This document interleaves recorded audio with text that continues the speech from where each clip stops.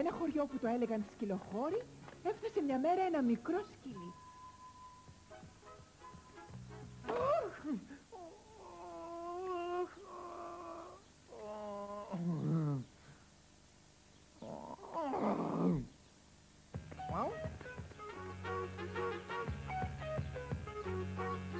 Ελάτε, έχω κάτι θαυμάσιο για σας, αλλά μην το καταβροχθήσετε. Πρέπει να σας είναι αρκετό. Δεν μας έφερε πολύ σήμερα. Καλημέρα, μικρέ, καλημέρα. Είσαι νομίζω καινούριος εδώ.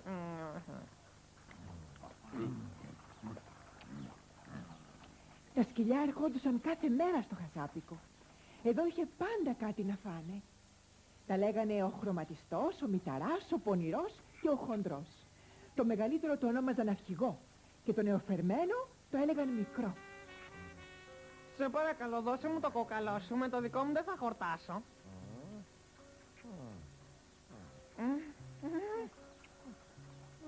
Να, πάω. Ευχαριστώ.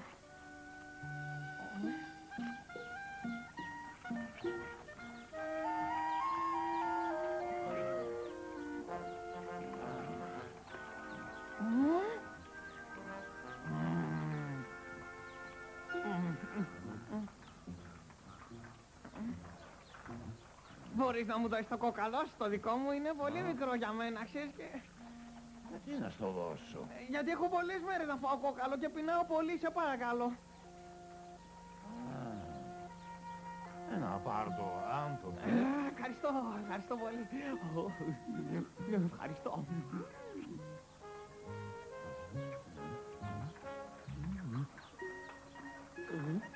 Αυτό και...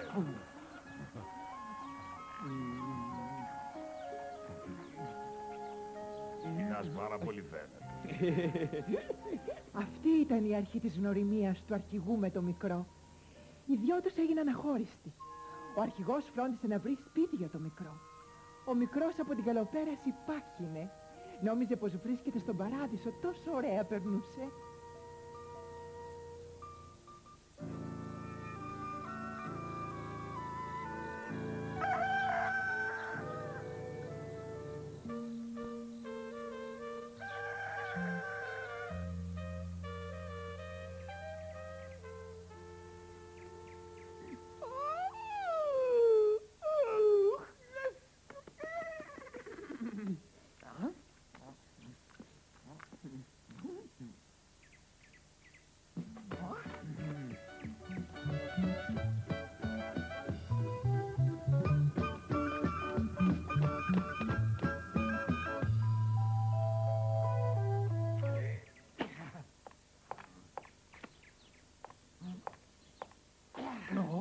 Αυτά δεν είναι σκουπίδια.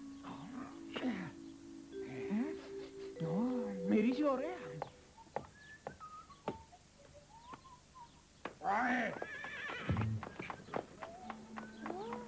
Δεν είναι δυνατόν.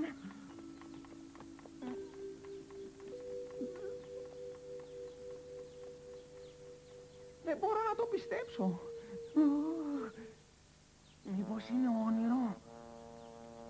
Το κρέας μύριζε θαυμάσια, σαν σε όνειρο. Ο μικρός δεν μπόρεσε να αντέξει, όρμησε, πήρε το κρέας και έφυγε. Φυσικά εξαφανίστηκε από τους άλλους, για να μην μοιράσει το μεγάλο του έβριμα όπως έκανε ο αρχηγός. Γιατί σκέφτηκε ο μικρός, τι θα γίνει αν αυτή τη φορά ο αρχηγός δεν κάνει καλή μοιρασιά.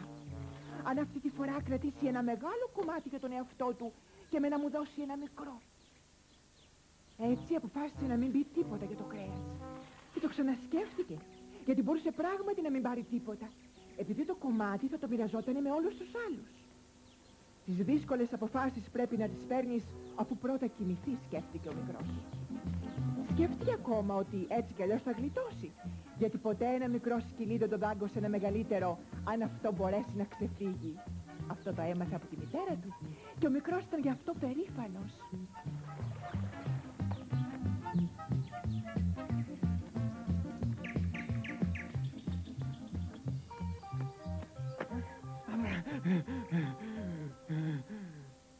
Πρέπει να το κρύψω καλά, να μην το δουν. Ο μικρός είχε δίκιο. Δεν ήταν σωστό αυτό που σκέφτηκε, αλλά πολύ πρακτικό.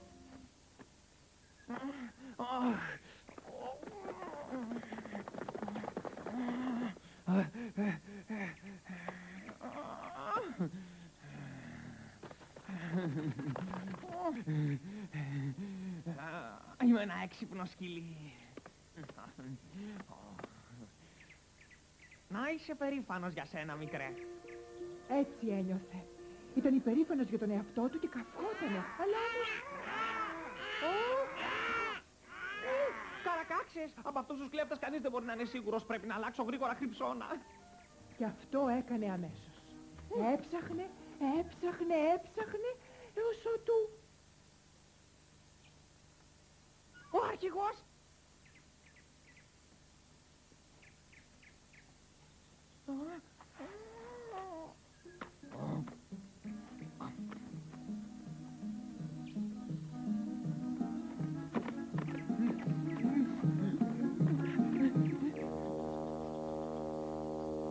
Παράξενο ίχνος βλέπω.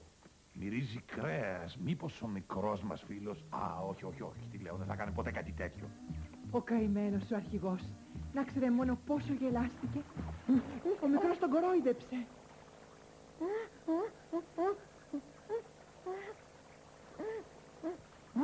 Ωραίο, ο αρχηγός φοβάται το νερό.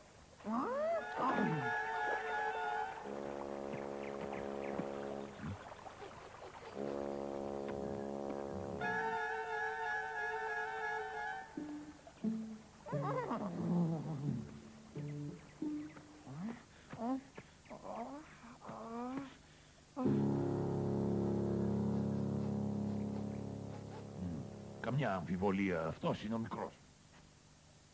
Μήπως κολυμπάει. Αυτό δεν θα μου έκανε κακό. Όχι.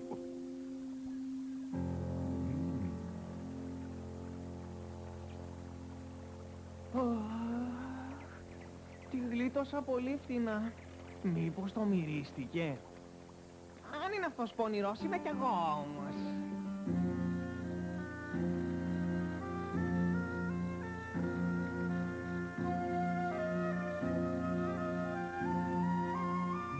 Ελάτε καλά μου σκυλάκια. Καλή σας όρεξη. Πού να είναι ο μικρός. Δεν ξέρω, έχω να τον δω πολλές μέρες, αρχηγέ. Ο αρχηγός δεν ξεχνούσε τα ίχνη που είχε δει. Βέβαια, μόνο μια εξήγηση υπήρχε, αλλά δεν ήθελε να την παραδεχτεί. Ο μικρός είχε προπολού ξεχάσει ότι αυτό που έκανε ήταν άδικο. Γι' αυτόν μόνο οι άλλοι ήταν κακοί, που ήθελαν να του αρπάξουν αυτό που ήταν δικό του. Όμως από την ανησυχία του δεν μπορούσε να κλείσει και συνέχεια έβλεπε φιάλτες.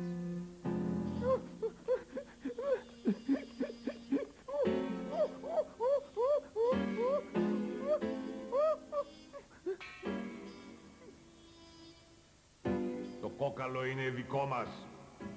Δώσε μας πίσω αυτό το κόκαλο. Θέλουμε το κόκαλο, μικρέ, ακούς. Μικρέ!